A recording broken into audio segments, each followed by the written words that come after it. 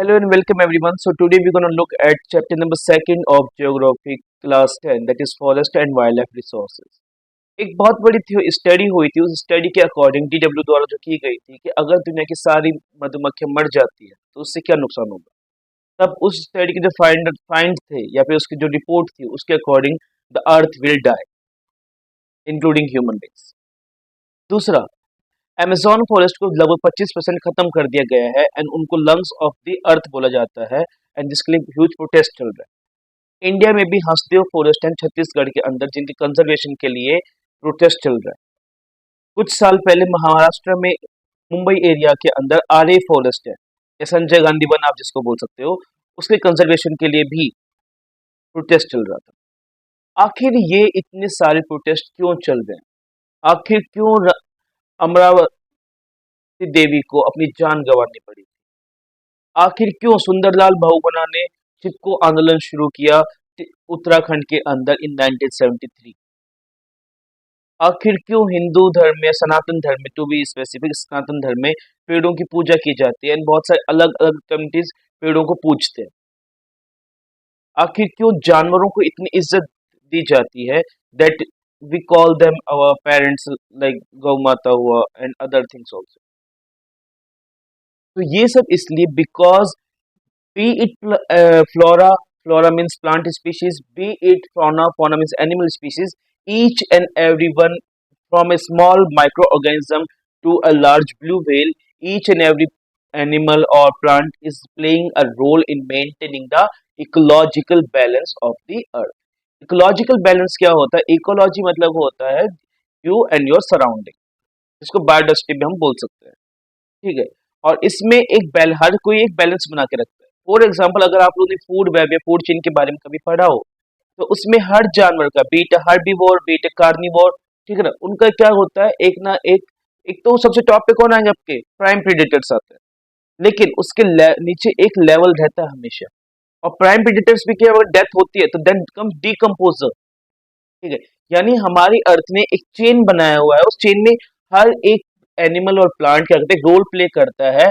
और अगर इनमें से एक का भी मिसयूज होता है या फिर एक भी खत्म होता है तो ये चेन पूरी टूट जाएगी, जिससे अल्टीमेट नुकसान किसको होगा? अर्थ को होगा, ठीक है। तो ये सब इस चैप्टर में बताया गया। Now coming to the first part of this chapter. Now अब इस फर्स्ट पार्ट में यही बताया गया है कि be the air we breathe, the water we drink and the soil, और each and everyone has a role in human life, ठीक है। साथ ही साथ में इनके बगैर इंसान जिंदा नहीं रह सकता। और be it micro organism, be it and bacteria, be it lichen to banyan trees, बरगद का पेड़। लाइकन क्या होता है?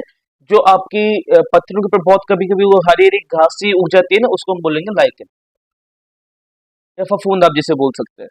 Elephant and blue whales, they entire these are part of biodiversity. Biodiversity क्या होता है? तो biodiversity is immensely rich in wildlife and cultivated species, diverse in form and function, but very closely integrated in a system through multiple network of interdependencies.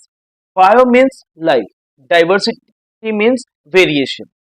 जब बहुत सारी life में variation होता है लेकिन फिर भी वो सबके सब क्या रहते हैं, एक साथ रहते हैं, तो उसी को हम क्या बोलते हैं? बायोडाइवर्सिटी बोलते हैं, ठीक है। और इस बायोडाइवर्सिटी को एक साथ रखने में सबसे ज्यादा मदद कौन करता है? आपके फॉरेस्ट करते हैं। What do mean by term forest? तो फॉरेस्ट वो एरिया है जहां पर जो आपकी फौना है, फ्लोरा, फ्लोरा क्या होता है? आपका हाई ज्यादा डेंसिटी में मिलता है, यानी जहाँ पे आपको पेड़ पौधे ज्यादा देखने को मिलते हैं उन एरियाज को हम क्या बोलते हैं? फॉरेस्ट बोलते हैं, ठीक है। और ये जो फॉरेस्ट जो होते हैं ये बहुत सारे एनिमल्स के लिए, ह्यूमंस के लिए, ये सबको हैबिटेट का भी काम करते हैं, उनके लिए प्रोडक्शन का भी काम करते हैं। तो ये सबसे ज्यादा इंपॉर्टेंट क्या हुआ हमारे लिए? फॉरेस्ट बहुत ही ज्यादा क्या होता है? इंपॉर्टेंट है, एक बैलेंस बनाने में, ठीक है। लेकिन उससे पहले हम लोग flora and fauna in India. The term flora here is designated to the plant species and fauna is given to the animal species. India is a very rich country in both flora as well as fauna. इतना rich है कि we have around 90,000 of fauna species and 47,000 of flora species and 2.4% of the world, इसमें 7.8 क्या होगा हमारे पास? 2.4% जो है ना बायोस्फीयर का एरिया हमारे पास। तो 7 से 8% क्या है हमारे पास? फ्लोरा एंड फौना वाला एरिया है। तो इतना सब कुछ हमारे पास है, still we need conservation for this. Why so many acts like the 1927 Forest Act, 1952 Forest Act, then after that why 1988 Forest Act? इतने सारे एक्ट्स और इतने तगड़े तगड़े एक्ट जैसे कि आपका वाइल्ड प्रोटेक्शन एक्ट 1972, इतने सारे हमें बनाने की जरूरत क्यों पड़ी? तो वो बनाने की जरूरत पड़ी थी सिर्फ इन दोनों के लिए, फ्लोरा एंड फौना के लिए. अब बेसिकली फ्लोरा एंड फौना है क्या?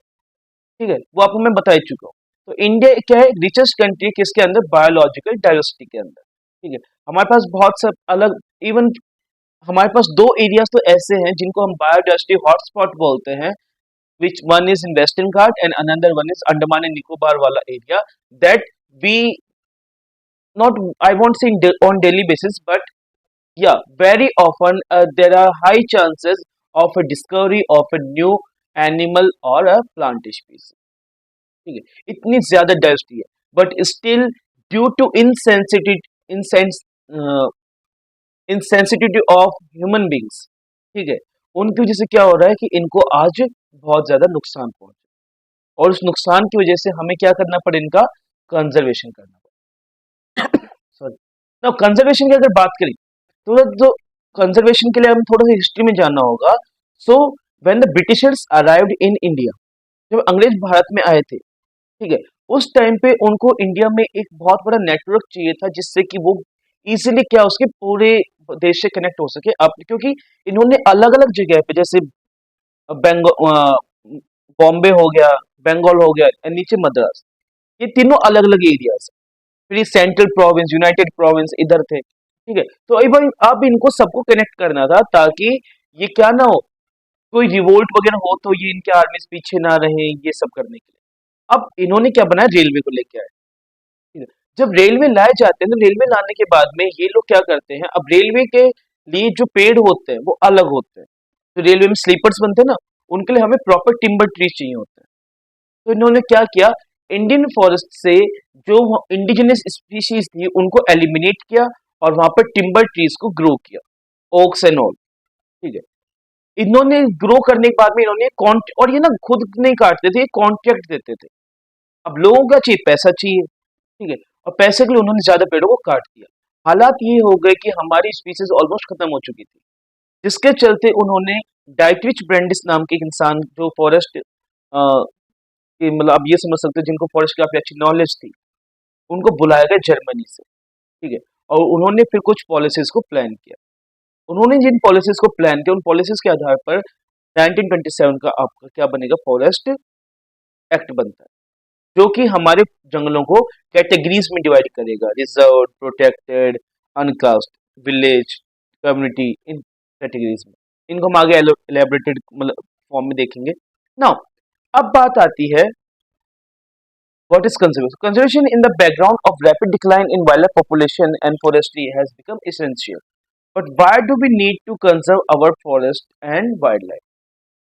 Conservation preserves the ecological diversity and our life support system, water, air, and soil. It also preserves the genetic diversity of plants and animals for better growth of species and breeding. ये जो आप portion है आपका, ये आपका portion जो है, ये आपका हाईली क्या बन सकता है? इम्पोर्टेंट बन सकता है. Even if there are questions asked on conservation, तो ये आपकी हेडिंग बन सकती है. क्योंकि प्रीवियस ईयर में भी ऐसे क्वेश्चन पूछे गए हैं कि इंडिया ने वाइल्ड लाइफ प्रोटेक्शन के लिए क्या क्या कदम उठाए, और उसमें अगर आप सबसे पहले ये हेडिंग डालते हैं कि कंजर्वेशन होता क्या है, ठीक है, then it will definitely give you brownie points. For example, in agriculture we are still dependent on traditional crop varieties. Fisheries too are heavily dependent on the maintenance of aquatic biodiversity. ठीक है. In the 1960s and 70s, conservationists demanded a national wildlife protection program. The Indian Wildlife Protection Act was implemented in 1972 with various provisions for protecting habitats. Now see, ये जो time period है आपका 1950s के आसपास का, उसके में क्या था? यूनाइटेड नेशन को एक रिकग्निशन मिलना शुरू हो चुका था. 24 अक्टूबर 1945 में यूनाइटेड नेशन बनाया जाता है, जिसका मेन पर्पस क्या था कि पूरी दुनिया के प्लेटफॉर्म पे लाया जाए जहाँ पे लोग बातचीत के थ्रू अपने प्रॉब्लम्स को सोल्व कर सके, ना कि वॉर हो. ठीक है, मेन इंटेंशन तो वही था कि वॉर वगैरह जैसे सिचुएशन रोका जाए. बट धीरे धीरे क्या होता है, इसका जो एरिया डायमेंशन है ये मल्टी डायमेंशन बन जाता है, और जिसमें से एक सबसे बड़ा एरिया था क्लाइमेट चेंज का. Why 1970s and 80s? Because यही वो टाइम पीरियड था जब एंटार्क्टिका के ऊपर ओजोन होल बनना शुरू हो चुका था। ठीक है। अब ऐसे समय में ये क्या वार्निंग्स थे कि अब हमें नेचर क्या करना होगा, कंजर्व करना होगा। और उसी कंजर्वेशन ऑफ नेचर के लिए स्टॉकहोम नाम की जगह पर एक कन्वेंशन होती, मीटिंग होती है, जिसमें यूनाइटेड नेशन के द्वारा बहुत सारे देशों को बुलाया जाता है। और उस मीटिंग में बहुत सारे इनिशिएटिव्स ले जाते हैं।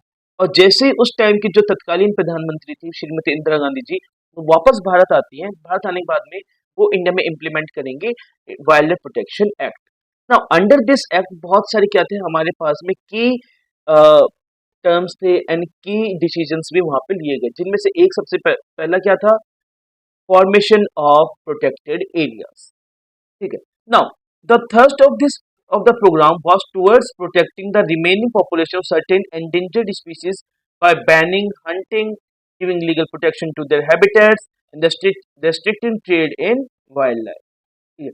Another important paragraph for you all, because ये अब प्रोटेक्शन करने से क्या होगा, why we need conservation? अब कंजर्वेशन इसलिए किया गया था ताकि उन स्पीशीज को क्या मिल सके, प्रोटेक्शन मिल सके, उनके एरियाज को बचाया जा सके, और लीगल क्या मिले उनके ट्रेड के ऊपर। आप लोगों ने बहुत बार सुना होगा, जैसे कि वो होता है क्या कहते हैं, एक जानवर है ये जिसको लोकल टर्म में घोड़ा बोलते हैं, उनको बहुत ज्यादा मारा जाता है। Bear, black bear, sloth bear है, उनको बहुत ज्यादा मारा जाता है। टाइगर्स हैं, उनको बहुत ज्यादा मारा जाता है। ठीक है। ऐसे जानवरों को जो इनका हंटिंग की जाती है, ब्लैक मार्केट में बहुत बड़ा क्या मिलता है आपको, प्राइस मिलता है। ठीक है? तो उस पर क्या लगाना जरूरी है, उस पर रोक लगानी जरूरी है। दूसरा, day by day human population क्या हो रही है, इंक्रीज हो रही है। अगर ह्यूमन पॉपुलेशन इंक्रीज होगा तो ऑब्वियस सी बात है कि वहां पे ह्यूमंस को रहने के लिए क्या चाहिए, जगह चाहिए। अब उनकी जगह के लिए क्या करना होगा, वो जंगलों में जा रहे हैं। अब जंगलों में मैन एनिमल कॉन्फ्लिक्ट होता है, और मैन एनिमल कॉन्फ्लिक्ट में मोस्ट ऑफ टाइम क्या देखा जाता है कि जान किसकी जाएगी, एनिमल्स की जाती है। तो ऐसे एरिया बनाना जरूरी था कि भाई ये एरिया किसका है? ये सिर्फ जानवरों का ही है, यहाँ पे इंसानों का जाना मना है। ठीक है। Now subsequently central and many state government established national parks and wild life sanctuaries. आज के टाइम में अगर हम देखें, आज के टाइम पे हमारे पास मॉडर्न डे में हम लगभग कितना 106 हमारे पास नेशनल पार्क है। जो लेटेस्ट नेशनल पार्क बना था वो असम के अंदर बना। ठीक है। जो कि मानस का ही एक आउटर एरिया है, उसी का ही क्या बनाया गया है, एक और नेशनल पार्क बनाया गया है। ठीक है। वाइल्ड लाइफ सेंचुरीज, अब इनकी डिफरेंशिएशन मैं आपको आगे बताऊंगा कि वाइल्ड लाइफ सेंचुरी, एक वाइल्ड लाइफ सेंचुरी में, एक नेशनल पार्क में और एक बायोस्फीयर रिजर्व में, इन तीनों में डिफरेंस होता क्या है। इन सब के नोट्स आपको बकायदा शाम तक एक पीडीएफ फॉर्म में मिल जाएंगे। Okay. Now the central government also announced several projects for protecting specific animals which were gravely threatened, including the tiger, the one-horned rhinoceros, the Kashmiri stag और हंगुल। ठीक है। Three types of crocodile, fresh water crocodile, salt water crocodile and the घड़ियाल। घड़ियाल आपको कहाँ पे मिलेंगे, चंबल में। ठीक है। घड़ियाल होता है कि basically there are three classification, crocodile, alligator and gharials. Crocodile जो होता है, इनका जो फेस होता है वो यू वी शेप होता है। एलिगेटर का जो फेस होता है वो आपको यू शेप मिलेगा। ठीक है। एंड घड़ियाल्स का क्या होता है, एक लंबा सा ऐसे मुंह निकला हुआ होता है, आगे से आपको थोड़ा सा ओवल शेप मिलता है, एक मशरूम की तरह। ठीक है। Next, Asiatic lion. Asiatic lion आपको कहाँ मिलेंगे, गिर जंगल के अंदर मिलेंगे। And other most recently the Indian elephant, the black buck chinkara. ये ब्लैक बक वही है सलमान खान वाला। ठीक है। The great Indian bustard godawan, जो कि राजस्थान का क्या है, स्टेट बर्ड है। And the snow leopard, snow leopard are found in areas of Uttarakhand, Himachal and Ladakh. Have been given a full or partial legal protection against hunting and trade throughout India. अब देखिए यहाँ पे जितने भी जानवरों का नाम लिया गया है, ठीक है, इसमें सिर्फ इंडियन एलिफेंट को अगर हम थोड़ी देर के लिए साइड लाइन कर देते हैं, तो बाकी जितने भी यहाँ पे चलो सबसे पहले हम देखते हैं टाइगर्स को। टाइगर एक टाइम पे इतना कम पॉपुलेशन में आ चुके थे कि इनका ये लगभग बहुत ही ज्यादा क्रिटिकली एंडेंजर्ड थे। ठीक है ना, ये हमारे पास सिर्फ कुछ हंड्रेड्स में बचे थे। उसके बाद में एनटीसीए। ठीक है। एनटीसीए एक कम्युनिटी है जिसकी जिम में पूरे पूरे टाइगर्स आते हैं। वन हॉर्न डायनासोरस, एक टाइम पे वन हॉर्न डायनासोरस का जो एरिया था वो अरुणाचल से लेकर के राजस्थान तक था। बट आज के टाइम पे ये सब कुछ ही स्टेट्स में रह चुका है, वेस्ट बंगाल, असम एंड सिक्किम। इन्हीं एरियाज में क्या रह चुका है, उनका आना जाना रह चुका है। ठीक है। क्रोकोडाइल, कश्मीरी स्टैग, हंगुल, ये भी कहाँ पे सिर्फ आपको कश्मीर में मिलता है। अब यानी कि वहाँ की एंडेमिक स्पीशी भी है और सिर्फ वहीं पे मिलता है, तो ऑब्वियस सी बात है पॉपुलेशन ऑलरेडी कम होगा, और ऊपर से अगर इनकी हंटिंग भी की जा रही है तो पॉपुलेशन और भी ज्यादा क्या हो जाएगा, कम हो जाएगा। एशियाटिक लॉयन ये सिर्फ इंडिया में कहाँ मिलते हैं, गुजरात में मिलते हैं, गिर में ही मिलते हैं, जिसमें पॉपुलेशन कम होगा, एक जंगल में मिलते हैं। ठीक है, अगर पॉपुलेशन कम है और उनको हंट किया जा रहा है तो डेफिनेटली उनको एक्सटिंक्शन में ये लोग आ सकते हैं। स्नो लेपर्ड अगेन, ये तो बहुत ही रेयर साइट में दिखते हैं और बहुत हाइट पे रहते हैं। ठीक है, तो इनको प्रोटेक्शन भी बहुत ज्यादा क्या जरूरी है, और इनके प्रोटेक्शन के लिए क्या किया गया था, बहुत सारे लीगल कदम को भी उठाया गया। One such legal act is project tiger.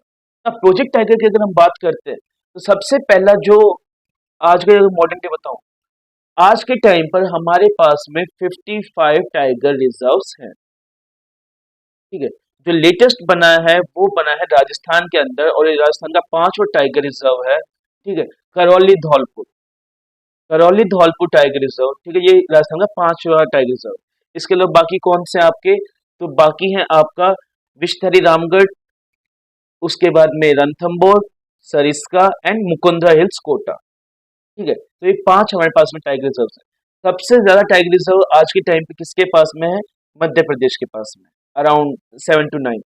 Okay, tigers one of the key wildlife species in the faunal web. In 1973, the authorities realized that the tiger population had dwindled to 1827 from an estimated 55,000 at the turn of century.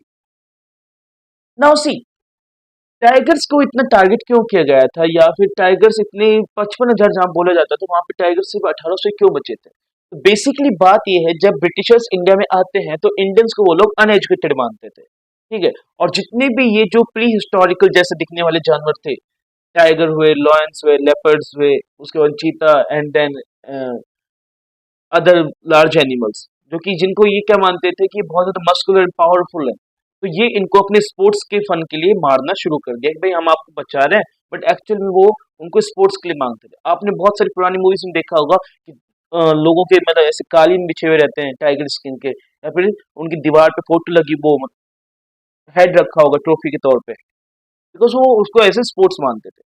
जिसकी वजह से बहुत ज्यादा क्या हुआ, इन tigers को मारना शुरू कर दिया गया by different different people and for different different reason. कुछ ब्लैक मैजिक के लिए, कि अगर आप शेर को मार देते हो, उसका दांत वगैरह तोड़ते हैं, तो आपके अंदर उसकी जैसी पावर आ जाएंगी। इन सब की वजह से इन जानवरों को मारना शुरू किया गया।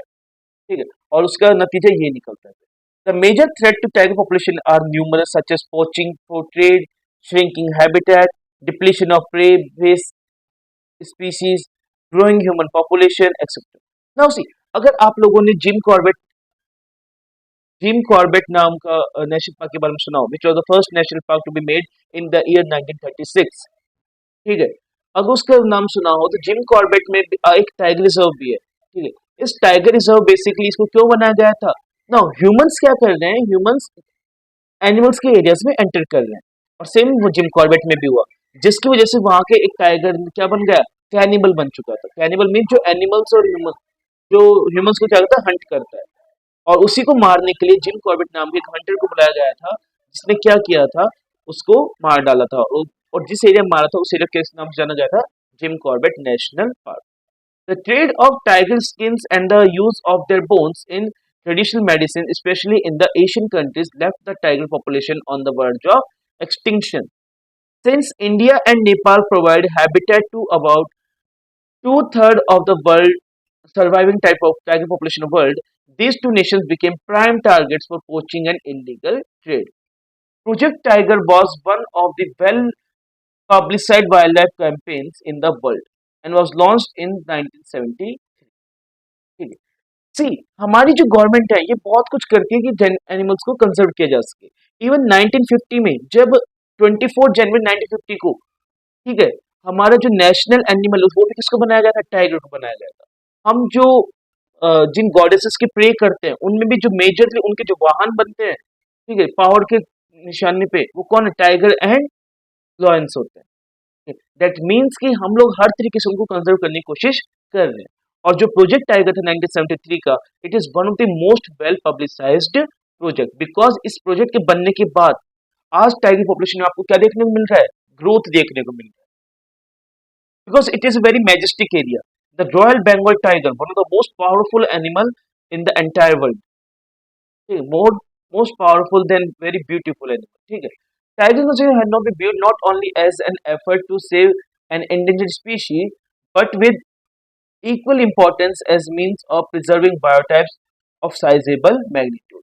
Corbett national park in Uttarakhand, Sundarban national park in West Bengal, Bandhavgarh national park in Madhya Pradesh, Sariska wild life sanctuary in Rajasthan, Manas tiger reserve in Assam and Periyar tiger reserve in Kerala are some of the tiger reserves in India. यहाँ पे आप बस बात नोट कर लीजिएगा कि currently India में कितने टाइगर रिजर्व हैं, 55 है। Next, the conservation projects are now focusing on biodiversity rather than on a few of its components. इस लाइन का मतलब क्या हुआ, जैसे आप यहाँ पे राइनोसेरॉस को देख सकते हैं, तो राइनोसेरॉस के प्रोजेक्ट राइनो में इनको कंजर्व किया गया, जिसके तहत मानस वाला एरिया, काजीरंगा वाला एरिया आपके एक तरह से प्रोजेक्ट राइनो के भी काम करते हैं। ये here you can see deers and all. ठीक है, उसके बाद में अब ये जो था project tiger, project rhinoceros, project elephant, अब इनमें किसी एक स्पेसिफिक कंपोनेंट, बायोडाइवर्सिटी के एक स्पेसिफिक एनिमल को या कंपोनेंट को क्या किया जा रहा है, कंजर्व किया जा रहा है। लेकिन उसके बाद जो आने वाले प्रोजेक्ट बने उन सब में क्या हुआ कि हमें एक सिंगल पर्सन या सिंगल एंटिटी की तरफ नहीं जाना है, हमें क्या करना होगा, इन सभी को कलेक्टिवली क्या करना होगा, कंजर्व करना होगा, जिसके चलते there are now more intensive search for different conservation measure. Increasingly, even insects are beginning to find a place in conservation planning. ठीक है, in the notification under Wildlife Act of 1980 and 1986, several hundred butterflies. अगर आप लोगों ने monarch butterflies का नाम सुना हो, ठीक है, मोनार्क बटरफ्लाइज को भी क्या मिला हुआ, प्रोटेक्शन मिला हुआ है। There is a butterfly species in Karnataka, उनको भी क्या मिला हुआ, प्रोटेक्शन मिला हुआ है। Then there are certain dragonflies. ठीक है, यानी कि ऐसे ऐसे जानवरों, ना सिर्फ बड़े जानवरों को, even the smallest of the animals have been under the protection of this particular acts. ठीक है, in 1991 for the first time plants were included to the list starting with 6 species. और अभी तक हमारा सिर्फ ध्यान किस पे था, एनिमल्स के ऊपर था, लेकिन अब हम ध्यान किस पे देंगे, प्लांट्स पे देंगे। प्लांट्स में जैसे कि आपका रेड सैंडलवुड है, तो आपने पुष्पा मूवी देखी होगी जिसमें चंदन की स्मगलिंग है, तो रेड सैंडलवुड को भी किस में रखा गया, आपका प्रोटेक्टेड फौना के अंदर रखा गया। अब अगर हम इन सबको प्रोटेक्ट कर रहे हैं तो अब ये रहते कहाँ पे, तो ये रहते जंगलों में। ठीक है, तो अब हमने जंगलों को भी क्या कर दिया, कुछ कैटेगरीज में डिवाइड कर दिया। Now types and distribution of forest and wild life resources. Even if we want to conserve our vast forest and wild life resources, it is rather difficult to manage, control and regulate them. अब भारत में क्या होता है, तो भारत में ज्यादातर जो आपके फॉरेस्ट और वाइल्ड लाइफ रिसोर्सेज हैं,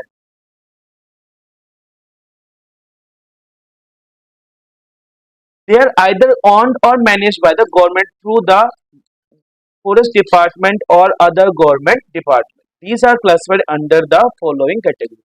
अब भारत में देखिए, आप लोगों ने बिश्नोई कम्युनिटी का नाम सुना होगा, obviously most of the people you know about Bishnoi community. ठीक है, तो ऐसी कम्युनिटीज क्या करती हैं, ऐसी कम्युनिटीज गवर्नमेंट के साथ मिलकर के, या फिर गवर्नमेंट खुद, बीट सेंट्रल गवर्नमेंट और बीट स्टेट गवर्नमेंट, ये क्या करती हैं, कुछ एरियाज को क्लासिफाई करते हैं और उनको प्रोटेक्शन देते हैं। ठीक है, अब एक क्लासिफिकेशन किस बेसिस पे होता है, तो सबसे पहले हमारे पास में आते हैं reserved forest. More than half of the total forest land has been called declared reserved forest. Reserved forests are regarded as the most valuable as far as the conservation of forest and wildlife resources are concerned. Now, reserved forest क्या होते हैं, basically reserved forest वो areas होते हैं जो सिर्फ किस लिए रिजर्व है, एनिमल्स के लिए। अब जैसे आप किसी होटल में जाते हैं, वहां पे कोई सीट है, वैसे तो पूरा होटल है, खुला है, लेकिन अगर किसी टेबल के ऊपर वहां पे एक टैब रख दिया जाए किसका, रिजर्व्ड का, दैट मीन्स कि आप बाकी सब जगह तो जा सकते हो, बाकी सब जगह बैठ सकते हो, लेकिन उस पर्टिकुलर उस जगह पे आप नहीं बैठ सकते, क्योंकि वो सिर्फ किसी के लिए रिजर्व की गई है। ठीक है, और इतनी, और जंगल में भी ज्यादातर एरिया क्या होता है, रिजर्व होता है, क्योंकि ये वो एरियाज होते हैं या तो वहां पे ज्यादातर एनिमल्स क्या करते हैं, अपना नेस्ट बनाते हैं या फिर आप लोग मीटिंग करते हैं, तो वो कोर एरियाज होते हैं जिनको रिजर्व रखा जाता है। ठीक है, second is protected forest. Protected forest, almost one third of the total forest area is protected forest, as declared by the forest department. This forest land are protected from any further depletion. ठीक है, अब ये जो reserve forest है और ये protected forest वो areas हैं जिनको गवर्नमेंट बचा रही है। भाई आप यहाँ पे घूम सकते हो, आप यहाँ पे जा सकते हो, लेकिन यहाँ पे हम आपको इससे आगे नुकसान, सपोज कीजिए कोई जंगल है और उसमें लोग पेड़ काट रहे हैं, आप अगर गवर्नमेंट उसको क्या बना दिया, प्रोटेक्टेड फॉरेस्ट बना दिया, यानी कि अब आप फर्दर वहां से क्या नहीं कर सकते, पेड़ नहीं काट सकते। जैसे नेशनल पार्क्स है, नेशनल पार्क्स को भी 3 पार्ट में डिवाइड किया जाता है, core area, buffer area and periphery. अगर आपको कोई सामान लेना है जंगल से, तो आप कहाँ से ले सकते हो, थोड़ा बहुत बफर एरिया में से, थोड़ा बहुत पेरीफेरी में से ले सकते हो, लेकिन आप काटेंगे नहीं, जो गिरा हुआ है वही सामान उठाओगे। ठीक है, वाइल्ड लाइफ सेंचुरीज में भी आप सामान उठा सकते हैं। ठीक है, लेकिन कोर एरिया, बफर एरिया में से आप सामान नहीं कुछ भी नहीं उठा सकते। ठीक है, those are entirely reserve for the animals. उसके बाद में आपका आता है third, unclassed forest. These are other forest and wasteland belonging to the both government and private individuals and communities. ठीक है, जैसे कि आपने देखा होगा बहुत सारे क्या लोग क्या करते हैं, कम्युनिटीज की बात आ रही है यहाँ पे, तो जो ट्राइबल कम्युनिटीज होती हैं वो जंगलों को एज ए गॉड ट्रीट करते हैं। ठीक है, जिसकी वजह से उनकी देखभाल भी किसकी जिम्मेदारी होती है, उन्हीं लोगों की जिम्मेदारी होती है। 1997 में क्या हुआ था कि there was a community called Bishnoi community, and उस बिश्नोई कम्युनिटी ने क्या किया था, अगर आप लोगों ने अभी न्यूज में एक्टिव है तो recently there was a shooting at Salman Khan house, जिसके पीछे किसका हाथ बताया जा रहा है, लॉरेंस बिश्नोई का। Now why Lawrence Bishnoi wants to kill Salman Khan और threatening Salman Khan, because as per him जो बिश्नोई कम्युनिटी है वो ब्लैक बक्स को बहुत ही ज्यादा सेक्रेट मानती है। They love them as their own child, and 1997 में ये आरोप लगाया गया था कि Salman Khan and other crew members they shot down two black bucks. ठीक है, जिसके बाद से पूरी कम्युनिटी किसके अगेंस्ट में हो चुकी है, सलमान खान के अगेंस्ट हो चुकी है। Why, because there are certain forest, because these forest are sacred to the communities, certain people, and वो लोग क्या करें, इनको बचाते हैं। और ना सिर्फ कुछ communities, certain individuals also they own the areas and convert into, जैसे वंतारा है, वंतारा इज इन गुजरात, जिसको रिलायंस ऑन करता है, और वहां पे एनिमल्स को हैबिटेट किया जाता है और भी बहुत सारे जानवर को पाला जाता है, तो वो इंडिविजुअल हो गए। वंतारा का अगर आप एग्जांपल देते हो बहुत अच्छा रहेगा, वंतारा हुआ, बिश्नोई कम्युनिटी हुआ, तो ये ना अभी न्यूज में है। ठीक है, ये ऐसे एग्जांपल्स अगर आप लिख के आते हो अपने एग्जाम में और अंडरलाइन करके आते हो, तो आपको डेफिनेटली क्या देंगे, ब्राउनी पॉइंट्स देंगे। ठीक है, और जहां पर both government and private individuals आते हैं, तो है ना, इसको हम बोलते हैं जेएमएफ। ओके, वो आगे हम पढ़ेंगे जेएफएम का मतलब क्या होता है, joint forest management. Okay, reserved and protected forest are also referred to as permanent forest estate maintain for the purpose of producing timber and other forest produce and for protective reason. Now, जैसे मैंने आपको किसके बारे में बताया था, Britishers के बारे में बताया था कि ब्रिटिशर्स ने एक बंदे को बुला के लाते जिसका नाम क्या होगा, डाइटिश ब्रांडिस। डाइटिश ब्रांडिस क्या करता है, एक जंगल के एरिया में एक पर्टिकुलर स्पीशीज के ही प्लांट्स को, ट्रीज को प्लांट करवाता है। ठीक है, अब अंग्रेजों को क्या चाहिए था, टिम्बर चाहिए था। आज भी गवर्नमेंट के बहुत सारे काम किस पर डिपेंडेंट होते हैं, टिम्बर पे डिपेंडेंट होते हैं।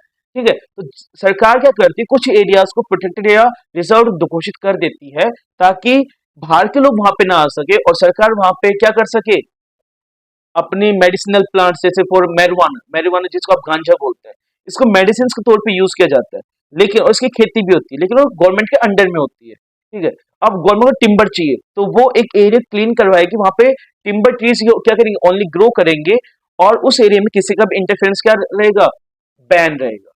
ठीक है, और प्रोटेक्टिव रीजन, प्रोटेक्टिव रीजन तो आप समझ गए किसके प्रोटेक्शन के लिए, flora as well as fauna. ना Madhya Pradesh has the highest area under permanent forest. ठीक है, constituting 75% of the total forest area।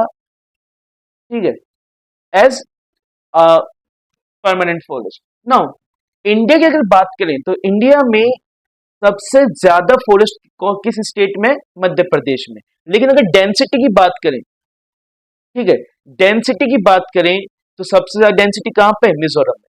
For example, मेरे पास ये 6 से 7 पेन है, ठीक है, 5 पेन है, ये इस एरिया में है।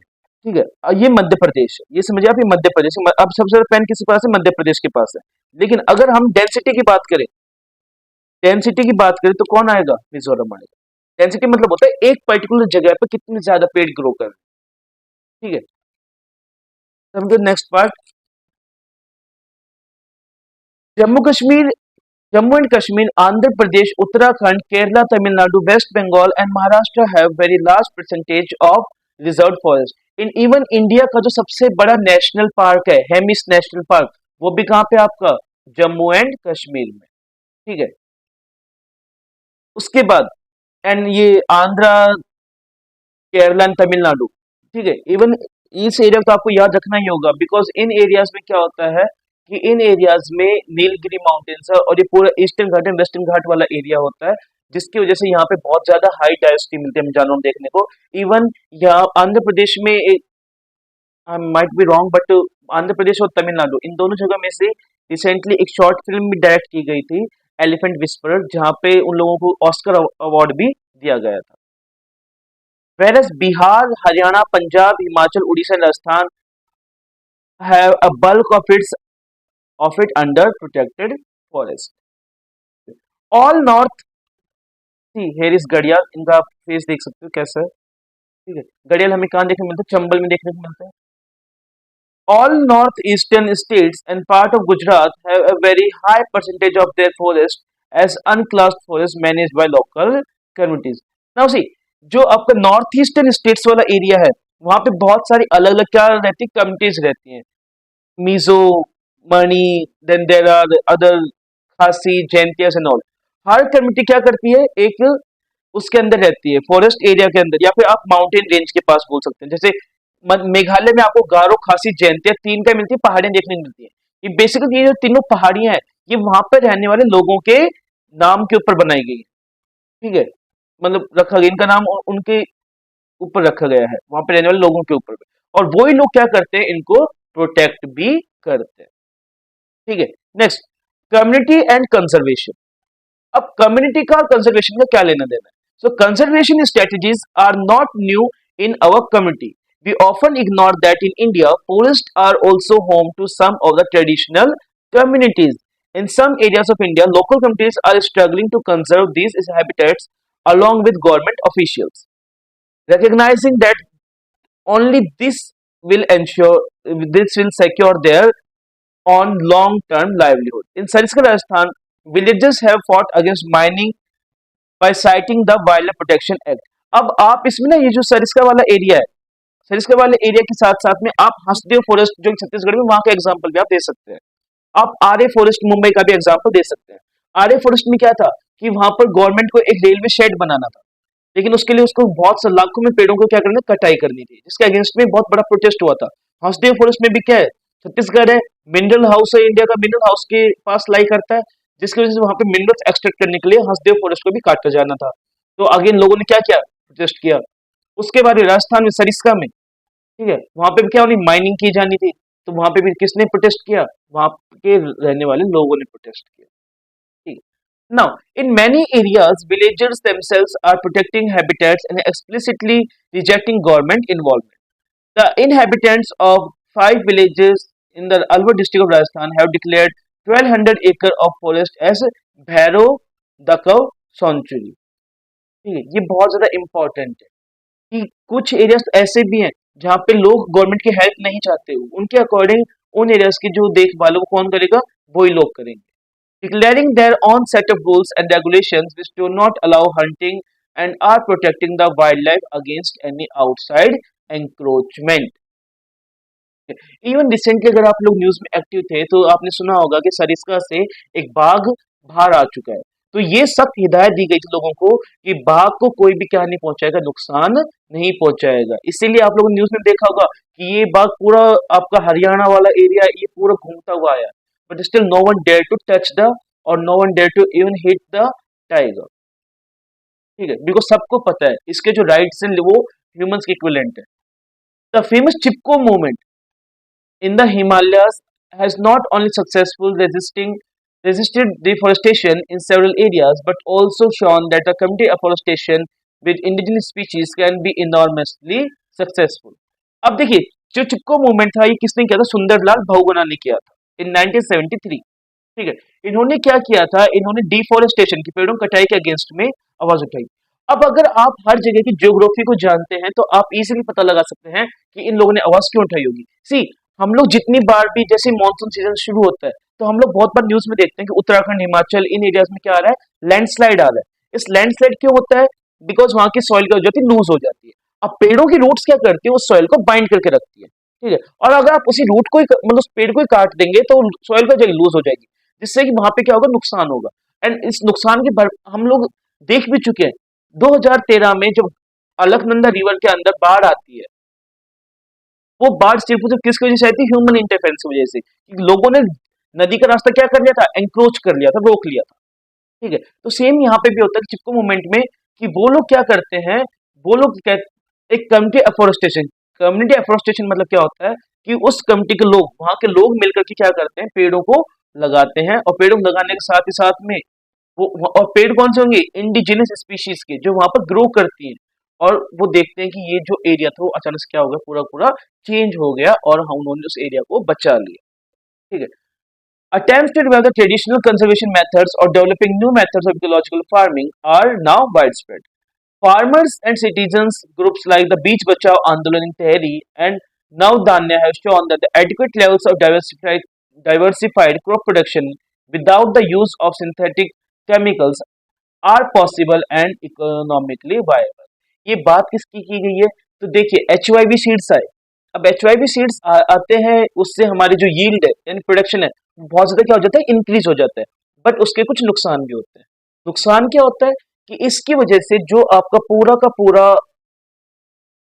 एरिया होता है, मतलब पूरा का पूरा जमीन है, उसकी फर्टिलिटी क्या होती है, लूज होती है, ठीक है। तो लोगों ने क्या किया, टेरी टेरी अगेन इन उत्तराखंड, वहां पे लोगों ने बीज बचाओ आंदोलन, बीज बचाओ आंदोलन किसके लिए थे, बीज यानी कि आपके सीड्स बचाओ, यानी जो पहले से चला हुआ आ रहा है, तो उन्होंने ट्रेडिशनल सीड्स यूज कर रहे थे लोग, उनको बचाने के लिए ये आंदोलन शुरू किया था।